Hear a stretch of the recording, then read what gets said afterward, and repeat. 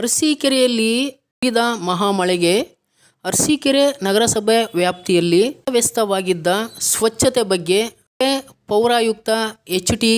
ಕೃಷ್ಣಮೂರ್ತಿಯವರಿಂದ ನೇರ ಸಂದರ್ಶನ ನಡೆಸಿದವರು news bureau Darshan Arsikere. Sir, ಇವಾಗೆಲ್ಲ ಮಳೆಯಿಂದ ಹಾನಿಯಾಗಿದೆ, ಪ್ರಕೃತಿ ವಿಕೋಪದಿಂದ. ನಿನ್ನೆ ಈಗ ಒಂದು ಮಳೆ ಎಲ್ಲಿ ಯಾವ ಸ್ಟಾರ್ಟ್ ಆಯಿತು ಅಲ್ಲಿಂದನೂ ನೀವು ಅಧ್ಯಕ್ಷರು ಮತ್ತು ಶಾಸಕರ ಜೊತೆ ಎಲ್ಲ ಕಡೆ ಸಿಟಿ ರೌಂಡ್ಸ್ ಆಗ್ತಾ ಇದ್ದೀರಾ. ಯಾವ ಥರ ಈಗ ನಡೀತಾ ಇದೆ ಸರ್ ಕೆಲಸ ಎಲ್ಲ? ಸರ್, ಏನಂದರೆ ಮುಂಗಾರು ಏನು ಮಳೆ ಇದೆ ಅದು ನಿಗದಿತ ಕಾಲಕ್ಕಿಂತ ಮೊದಲೇ ಬಂದಿರೋದ್ರಿಂದ ಸ್ವಲ್ಪ ತೊಂದರೆ ಆಗ್ತು.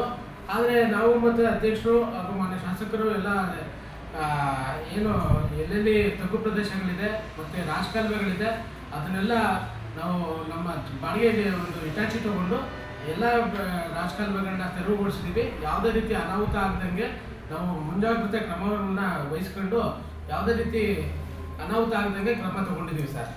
ಈ ಮುನೇಶ್ವರನ ದೇವಸ್ಥಾನ ಏನಿದೆಯಲ್ಲ ಸರ್, ಈ ಕಡೆ ನಮ್ಮ ರೈಲ್ವೆ ಬ್ರಿಡ್ಜ್, ಅಂಡರ್ ಬ್ರಿಡ್ಜ್, ಅಲ್ಲಿ ಇನ್ನೂ ನೀರು ಜಾಸ್ತಿ ನಿಲ್ತಾ ಇದೆ. ಅದಕ್ಕೇನು ಒಂದು ಆಲ್ಟರ್ನೇಟಿವ್ ಇಲ್ವಾ ಸರ್? ಸರ್, ಅದು ನಗರೋತ್ಥಾನ ಯೋಜನೆಯಲ್ಲಿ ಒಂದು ಹೊಸದಾಗಿ ರಾಜಕಾಲುವೆನ ನಾವು ನಿರ್ಮಾಣ ಮಾಡಿದ್ವಿ. ಏನಾಗಿದೆ ಅಂದರೆ ಅಲ್ಲಿ ರೈಲ್ವೆಯವರು ಏನು ಅಂಡರ್ ಪಾಸ್ ಮಾಡಿದ್ದಾರೆ, ಆ ಅಂಡರ್ ಪಾಸ್ ಅವರಲ್ಲಿ ಭಾಳ ತೊಂದರೆ ಆಗಿತ್ತು. ಏನಂದರೆ ಅಂಡರ್ ಪಾಸ್ನ ಕ್ಲೀನ್ ಮಾಡೋಕ್ಕೆ ರೈಲ್ವೆಯವರಾಗಲಿ ಯಾರೂ ಕ್ರಮ ತಗೊಂಡಿತ್ತಿಲ್ಲ. ಆದ್ದರಿಂದ ಒಂದು ಸ್ವಲ್ಪ ತೊಂದರೆ ಆಗಿತ್ತು. ನಾವೇನು ಮಾಡಿದ್ವಿ, ರೈಲ್ವೆಯವ್ರನ್ನ ಪರ್ಮಿಷನ್ನು ಕೇಳಲಿಲ್ಲ. ಯಾಕೆಂದರೆ ಸಾರ್ವಜನಿಕರಿಗೆ ತೊಂದರೆ ಆಗುತ್ತೆ ಅನ್ನೋ ಉದ್ದೇಶದಿಂದ ನಾವೇ ಅದನ್ನು ಮುಂದಾಳತ್ವ ತಗೊಂಡು ಅಲ್ಲೇನೋ ಚರಂಡಿ ಇತ್ತು ಅದನ್ನು ಒಡಿಸ್ಬಿಟ್ಟು ನೀರು ಎಲ್ಲೂ ತಗ್ಗು ಪ್ರದೇಶಕ್ಕೆ ಹೋಗಬಾರ್ದು ಅನ್ನೋಂಗೆ ಕ್ರಮ ತಗೊಂಡಿದ್ದೀವಿ ನಾವು ಅದ್ರ ಬಗ್ಗೆ. ಸರ್, ಈಗ ಮತ್ತೆ ನೀರು ನಿಂತಿದೆಯಲ್ಲ, ಅದು ನೀರಿಂದ ಏನಾದ್ರು ಆಲ್ಟರ್ನೇಟ್ ಏನಾದ್ರು ಇದೆಯಾ? ಮಣ್ಣು ಓಡಿಸೋದು? ಸರ್, ಅದು ನೀರು ನಿಂತಿರೋದು ಹಳ್ಳ ಪ್ರದೇಶ ಮತ್ತು ಅದು ಖಾಸಗಿ ವ್ಯಕ್ತಿಗಳ ಪ್ರದೇಶ ಸರ್.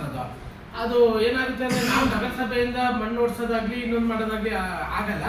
ಬಟ್ ಏನೋ ಸಾರ್ವಜನಿಕರು ತಮ್ಮ ಯೋಜನೆಗಳಿಗೆ ಸಂಬಂಧಪಟ್ಟಂತೆ ಅವರೇ ಅದಕ್ಕೆ ಒಂದು ಬೇಲಿನ ಹಾಕೋಬೇಕು, ಇಲ್ಲಾಂದರೆ ಮಣ್ಣು ಹೊಡಿಸ್ಕೊಂಡು ಸ್ವಲ್ಪ ಎತ್ತರ ಮಾಡಬೇಕಾಗತ್ತೆ. ಬಟ್ ನಾವು ಆ ಜಾಗಕ್ಕೆ ಮುಂದಿನ ದಿನಗಳಲ್ಲಿ ನೀರು ಹೋಗ್ದಂಗೆ ನಾವು ಕ್ರಮ ತಗೋತೀವಿ ಸರ್. ಯಾಕೆಂದರೆ ಆಲ್ರೆಡಿ ರೈಲ್ವೆ ಅಂಡರ್ ಪಾಸಲ್ಲೂ ನಾವು ಈಗ ಕ್ಲೀನಿಂಗ್ ಮಾಡಿದ್ದೀವಿ. ಸೊ ಮಳೆ ಬಂದಾಗ ಅಲ್ಲಿ ನೀರು ನಿಲ್ಲಲ್ಲ ಮುಂದಕ್ಕೆ.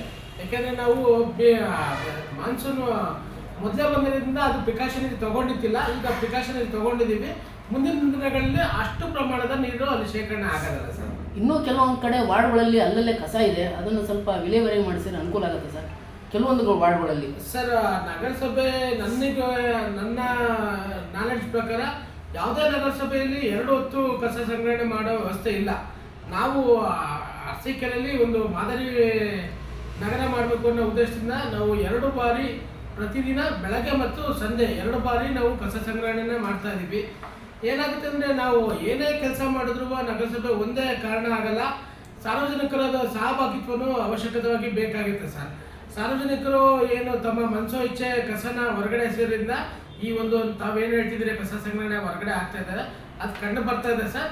ಅದನ್ನು ಏನು ನಾವು ತಡಿಬೇಕು ಅನ್ನೋ ಉದ್ದೇಶದಿಂದ ನಗರದಲ್ಲ ಈಗಾಗಲೇ 19 ಕಡೆ CC ಕ್ಯಾಮ್ರಾಗಳನ್ನ ಅಳವಡಿಸ್ತೀವಿ. ಏನು ಕಸದ ಪಾಯಿಂಟ್ಗಳಂತ ನಾವು ಗುರ್ತು ಮಾಡಿದ್ದೀವಿ.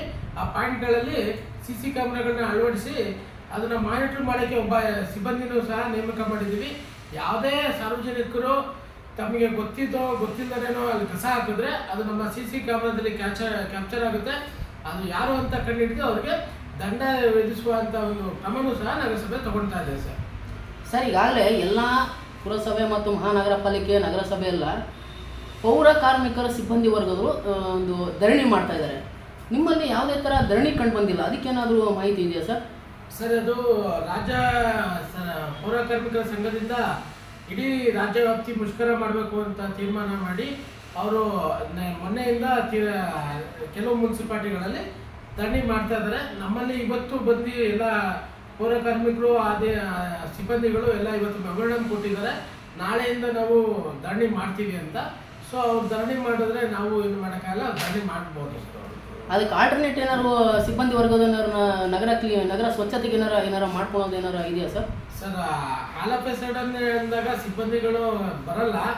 ಆದರೂ ನಾವು ಸಾರ್ವಜನಿಕರಿಗೆ ತೊಂದರೆ ಆಗದಂಗೆ ನಾವು ಯಾವ ರೀತಿ ಕ್ರಮ ತಗೋಬೋದು ಅದನ್ನು ನಾನು ಅಧ್ಯಕ್ಷರ ಜೊತೆ ಚರ್ಚೆ ಮಾಡಿ ಖಂಡಿತ ಕ್ರಮ ತಗೋತೀವಿ ಸರ್. ಸಾರ್ವಜನಿಕರಿಗೆ ತೊಂದರೆ ಆಗದಂಗೆ ನಾವು ನೋಡ್ಕೊತೀವಿ ಸರ್. ಈ ಮುನೇಶ್ವರ ದೇವಸ್ಥಾನ ಅಂಡರ್ ಬ್ರಿಡ್ಜ್ ಏನಿದೆಯಲ್ಲ, ರೈಲ್ವೆ ಅಂಡರ್ ಬ್ರಿಡ್ಜು, ಅಲ್ಲಿ ನೀರು ನಿಂತಿದೆಯಲ್ಲ, ವೇಸ್ಟೇಜ್ ಎಲ್ಲ ಮಣ್ಣು ಹಾಕಿ ಸ್ವಲ್ಪ ಹೈಟ್ ಮಾಡ್ಕೋಬೋದಾ ಅಂತ? ಸರ್, ಅದು ನೀವು ಹೇಳಿದ್ರಿ ಅದು ಖಾಸಗಿ ಜಾಗ ಸರ್. ಅದು ನಗರಸಭೆ ಜಾಗ ಆಗಲಿ ಇಲ್ಲ ಸರ್ಕಾರಿ ಜಾಗ ಆಗಲಿ ಆಗಿಲ್ಲ.